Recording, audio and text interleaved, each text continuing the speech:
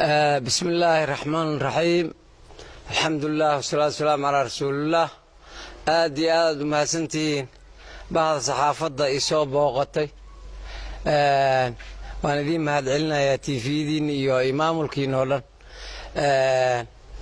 وحان روا وأنا نسكين يا رمانتا إنان كهالو هذا كسو يري حلبان صاحبك يا حلبان فدرالكا oo aan u arkay mid ku salaysan cunfi iyo dad nacayb gaar ah oo dad gaar ah u qabo runtii walaalkay xildhibaan Idris Takhtar anoo hadalkiisa daba socdo waxaan ka raali gareynayaa shacabka Soomaaliyeed ee dhagahooda ay ku dhaceen hadalladaas aan mas'uuliyadda ku salaysnayn ee uu uga hadlayay shabeellada hoose ummad badan iyo qowmiyad badan ku nool waa meel dalkeena meesha uu shacbiyad iyo dad badan waaye in maanta uu yiraahdo muxuu ahay shanta caleemood bas aha degan runtii aad iyo aad wax looga xumaado waaye waxaan ogsoonahay oo aad ugu hadlay meesha la yiraahdo leega iyo cigeelhooley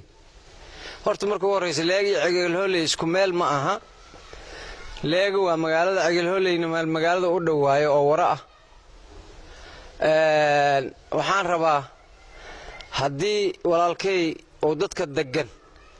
asna u aqoonsaneen dee dadka la soo raray hadda jiyo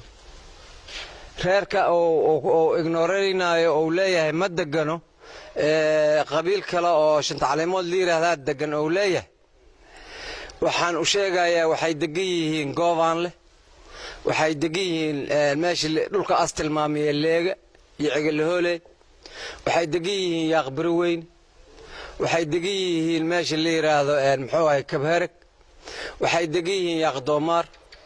waxay degan yihiin muxuu ahay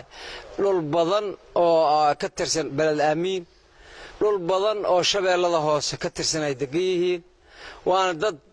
aad loogu yaqaano caanaha uu sheegayo loo caano doono jiray uu sheegayo dawladdii muxuu ahay qabiilku ka dhawaajiyay Mariixaan waaye uu leeyahay dawladdii Maxamed Siyaad boqortooyo ma ahayn dawladdii burburtay dalka uu leeyahay muxuu ahay way caano doono jirtay caanaha dameere laga soo lisaynin doorana laga soo lisaynin geela laga soo lisay dadkiis ilaahay ku makaaneeyay ee geelaas iyo xoolahaas lahaa ayaa walaal degan xildhibaan baa tahay boog ayaad dhiminaysaa boogta aad dhiminaysa iska daa dadka u kala xaqsoor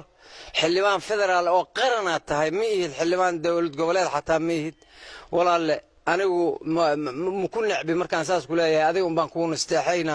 shacabka Soomaaliyeed ee muxuu ahay arintaas tabashada ka muujiyeen waan ka raali gareynayaa qofka mar bay qadaf ka dhici kartaa waxa aan leeyahay waxay tahay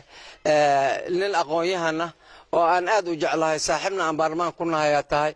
iska ilaali waxyaabaha muxuu ahay walaalkeeyo qadafka ee dadka kala geyn karo dadkeena inay u sii yimaadinaan rabnaa inay wax wada qabsadaan rabnaa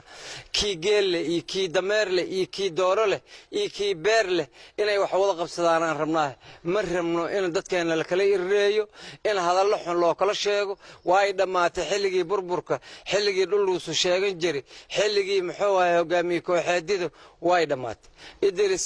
walaalkay xildhibaankayga saaxiibkayga waxaad moodaa hadalladaada markii aan fiiriyo ninka soo daahay burburkii iyo dalkii wixii ka dhacay